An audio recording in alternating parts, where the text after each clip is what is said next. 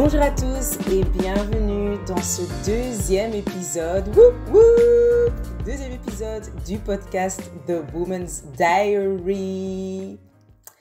Alors pour ceux qui ne le savent pas, mon nom c'est Marie-Laure, je suis naturopathe spécialisée dans les soins féminins et conseillère en images pour les femmes. Dans ce podcast, vous entrez dans le journal intime de toutes les femmes, parce qu'on est tous liés, on a tous à peu près les mêmes histoires. Et dans ce journal, on va apprendre à se connaître et à se reconnecter à la femme, la déesse qui sommeille en nous. Aujourd'hui, le titre de ce podcast est « Cher journal, on me trouve trop masculine ». Alors, qui parmi vous, les femmes, avez déjà entendu cette phrase? « Oh mon Dieu, tu es trop masculine, tu es comme un homme, tu es trop indépendante, tu as trop de caractère, tu es trop forte, you are way too manly, whatever. » Alors, confidence, moi, j'ai jamais entendu ça. Moi, on me l'a jamais dit. On me l'a jamais dit. Mais, je sais que j'entends beaucoup d'hommes dire ça de la femme qu'on appelle moderne, les femmes modernes que nous sommes, qu'on est trop masculine. Je dis on, même si personnellement, moi, on ne me l'a pas encore dit, mais je sais que ça revient beaucoup, cette phrase-là, que les femmes n'aiment pas entendre.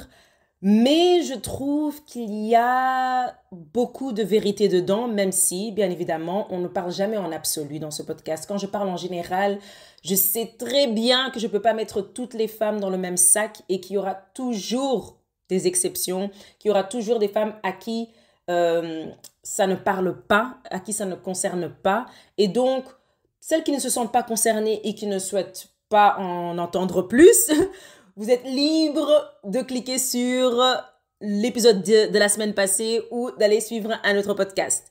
Mais je trouve que c'est important pour moi d'aborder ce sujet parce que c'est un sujet d'actualité en vérité. C'est un sujet d'actualité où les hommes disent beaucoup que la femme a oublié son rôle, a oublié son identité de femme. Et bien évidemment, comme on est dans le journal intime de la femme, il faut qu'on parle de ça. So, let's talk about it. Alors tout d'abord, la masculinité, c'est quoi? C'est quoi être masculine? Alors, je vais donner ma propre définition. Je vais donner les adjectifs, les pronoms que je trouve qui s'associent pour moi à la masculinité. Pour moi, c'est le côté externe des choses. C'est être dans l'action, être solutionneur, être décisif, être indépendant, être protecteur, pourvoyeur, avoir la force, être dans l'expression, donc ça veut dire dans la démonstration plus des choses, avoir de la discipline, de la structure, être dans plus tout ce qui est physique, matériel, qui est logique, cérébral, dans la raison, dans la tête. Donc pour moi, tout ça, ça symbolise plus le masculin, hein? Être dans le travail, dans la performance, dans la concurrence.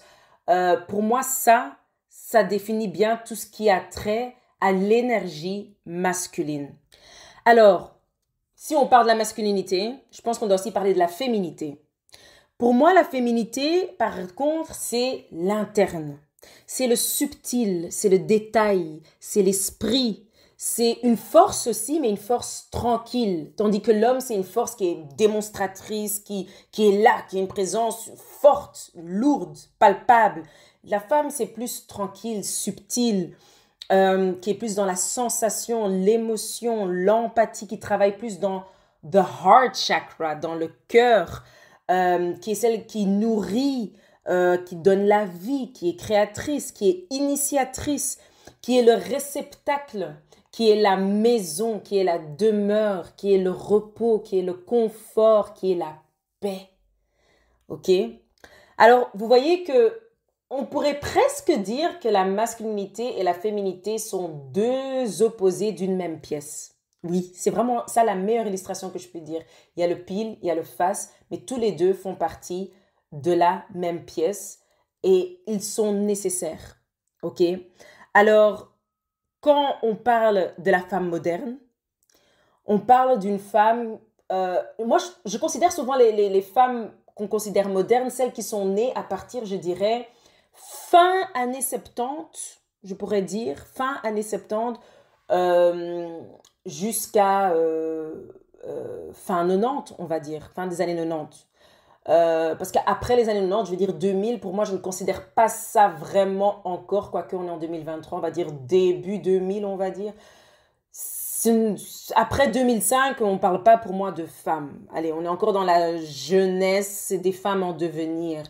Moi, des femmes, je compte à partir de 25, on va dire, jusqu'à la femme moderne. Bah, en fait, oui, ça peut être jusqu'à 60 ans, mais on va se concentrer sur les gens un peu plus jeunes. No shade, no shade.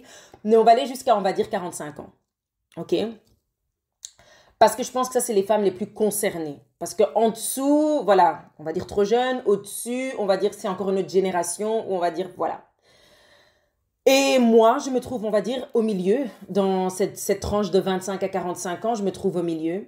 Et je pense que cette tranche du milieu, c'est celle qui est encore le plus touchée par ces remarques-là. Parce que ce sont souvent des femmes qui se trouvent dans une situation où elles sont sorties de la zone où la demande qu'elles avaient des hommes à chuter, mais où elles sont encore dans l'âge de vouloir, voilà, se reproduire, avoir une famille. Elles sont encore, voilà, elles sont pas vieilles, mais elles sont pas jeunes. Vous voyez ce que je veux dire? Et c'est souvent à des femmes pareilles qu'on va sortir ces choses-là, parce que mine de rien, à cet âge-là, mi-trentaine, début trentaine, on a quand même déjà un certain vécu. Et parlons un peu de l'historique de cette femme moderne. Comment est-ce qu'on peut la définir? Alors moi, quand je pense à une femme moderne, c'est une femme qui vient d'une génération de parents généralement traditionnels. Ça veut dire que si il y a deux cas de figure, il y a le cas de figure où elle a grandi dans un environnement avec une structure familiale, si on va dire un père, une mère qui sont là, qui avaient peut-être des rôles bien définis, des rôles de la femme, des rôles de l'homme, etc., et qui a grandi peut-être là-dedans. On va dire que c'était une famille, une structure fonctionnelle avec ses hauts et ses bas. Après, il y a la femme moderne qui vient de parents où il y a des séparations, ou peut-être n'a pas grandi avec deux pères, ce qu'on entend beaucoup. Où le père, voilà, il n'était peut-être pas dans la maison, elle le connaissait, oui, mais elle a grandi majoritairement avec sa mère. Une mère qui a peut-être été seule pendant un certain temps et qui après seulement s'est remis avec quelqu'un, mais après la dynamique n'est jamais vraiment pareille, même si on peut avoir des très bons beaux-pères, donc voilà, je ne vais pas dire le contraire, mais c'est encore différent que quand il y a un père biologique. Ok? Je ne peux que présumer, parce que moi je suis dans le cas où j'ai grandi avec mes deux parents qui étaient là, présents. Ok? Et pour justement citer mon cas, mes parents, il y avait des rôles très distincts. Ma mère, c'était moi, j'ai connu vraiment, je vous dis, je suis d'origine congolaise, donc c'était déjà une éducation à l'africaine et avec vraiment les valeurs africaines. L'homme, c'est le chef de la maison. Attention, ce n'est pas partout comme ça en Afrique, donc je ne vais pas généraliser que partout au Congo, toutes les tribus ne sont pas les mêmes et ne fonctionnent pas de la même façon, mais en tout cas, chez moi, c'était le père qui était à la tête et la mère, elle était plus soumise et c'était une mère au foyer. Bon, elle a travaillé pendant un certain temps, mais voilà, après, moi, pendant quasi toute mon enfance et tout ça, elle a été après une mère au foyer. Donc, moi, c'était très traditionnel, ok? Je trouve que c'est important de mentionner ça parce que la façon dont on va être éduqué en tant que femme en dira long sur comment on visionne et on opère aussi dans ce monde en étant une femme adulte. Alors, je prends ces deux cas opposés d'avoir grandi dans une structure traditionnelle et avoir peut-être grandi dans une autre structure qui pourrait être voilà, des séparations ou quoi que ce soit. Et il y a aussi le cas de figure où, ok, oui, maman et papa étaient là, mais c'était pas fonctionnel, c'était dysfunctional. Ça ne se passait pas bien. Donc là encore, ça forge autre chose.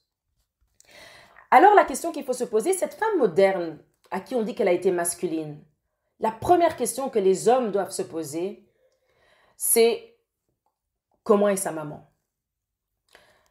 Quel a été le comportement de sa propre mère? Était-ce une mère qui était une femme soumise, avec son rôle, les rôles traditionnels? Était-ce une femme seule, qui a dû se battre dans la vie, qui a dû chercher, qui a dû se débrouiller toute seule? Était-ce une femme en couple, mais qui n'avait peut-être pas beaucoup de respect pour son mari, ou qui ne recevait peut-être pas beaucoup de respect de son mari? Tous ces cas de figure-là vont déteindre. Vous pouvez me dire ce que vous voulez. Moi, j'étais la première à dire, oh, moi, quand je vais avoir mon mari, je serai différente, je ne vais pas faire ci, je ne serai pas comme ma mère. On peut dire ce qu'on veut, mais on mimique quasi toujours ce que nos parents ont fait, à moins qu'on a fait un travail conscient sur soi pour briser certains comportements et certaines programmations qu'on a pu avoir parce qu'on a été dans cette égrégore familiale, si on peut dire ça comme ça.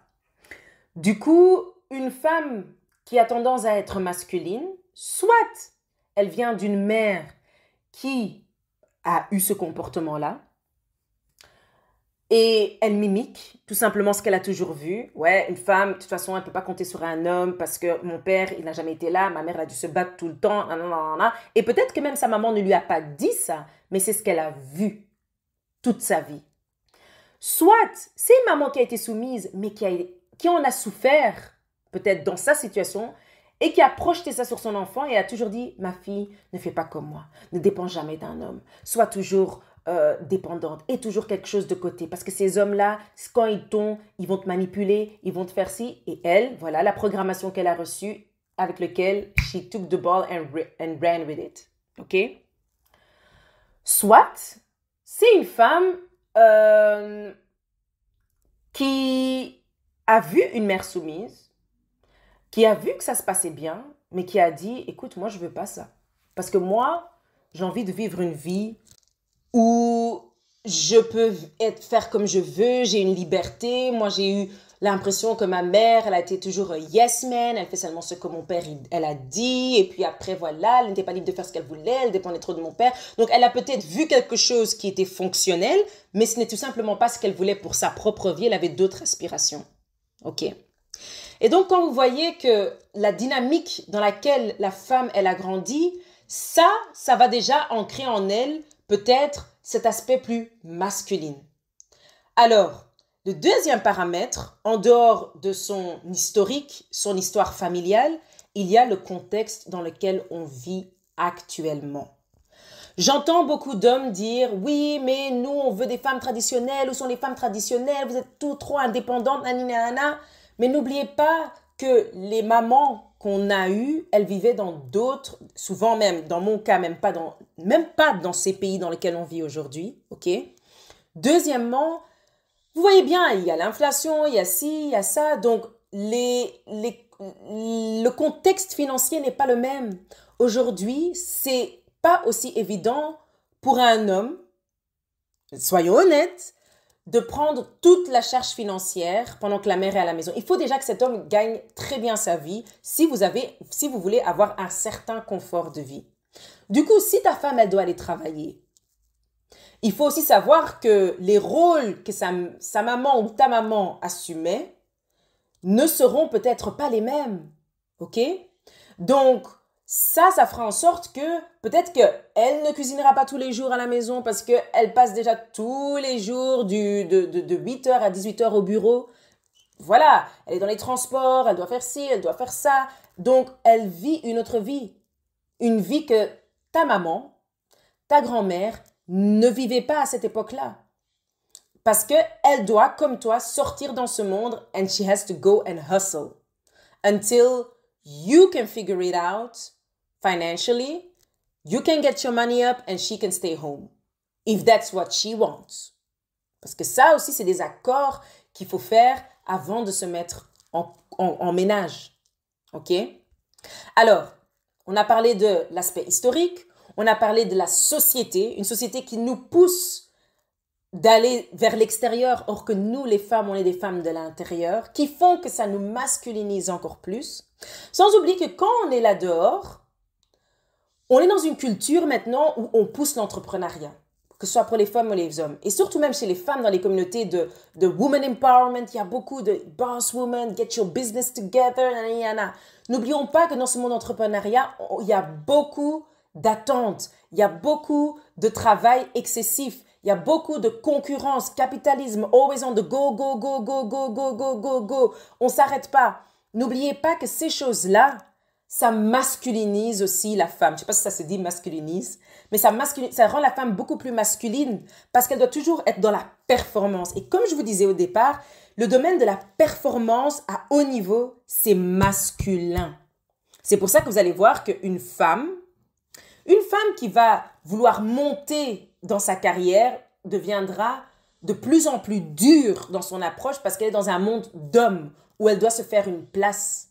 Et donc, elle doit adopter cette même énergie masculine pour pouvoir se faire une place dans ce domaine-là.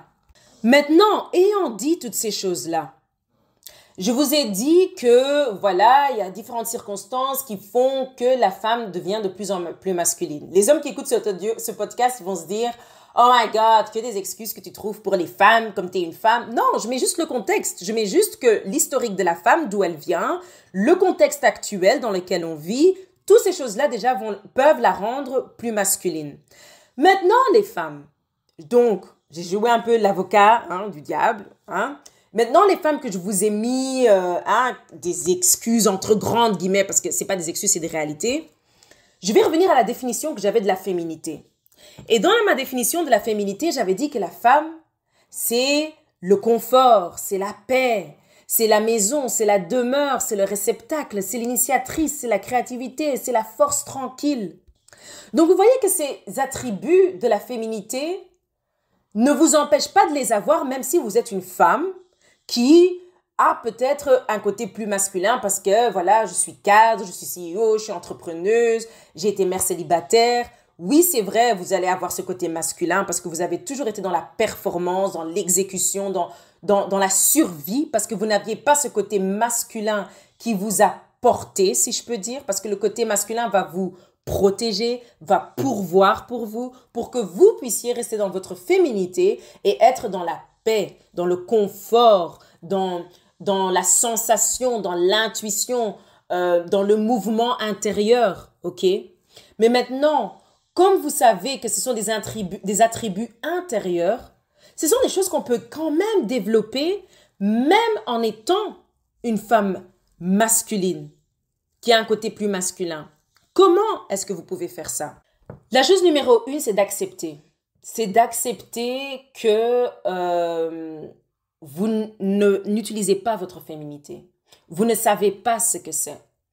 Que c'est pas parce que vous portez des talons, des jupes, que vous mettez du maquillage, des mèches, je sais pas moi, des faux ongles, que vous êtes féminine. Il y a des femmes comme ça qui courent partout comme ça, mais quand vous parlez avec elles, on dirait des gars.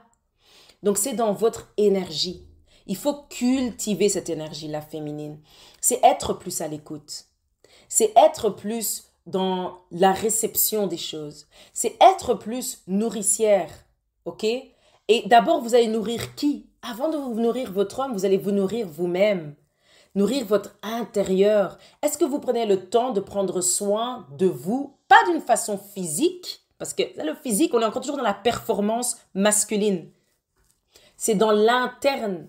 Est-ce que vous prenez le temps de faire vos prières, d'être dans l'écoute de soi, dans l'écoute de votre intuition, de vous reconnecter avec votre valeur féminine, savoir quel rôle a votre côté féminin dans ce monde. Arrêtez de le diaboliser et vouloir être dans une espèce de féminisme, voilà, qui n'a rien à voir avec la féminité. Parce que le féminisme, comme je vous ai dit, c'est toujours se mettre en opposition de l'homme. Non, nous, on veut se mettre dans la complémentarité de l'homme. Et c'est très simple.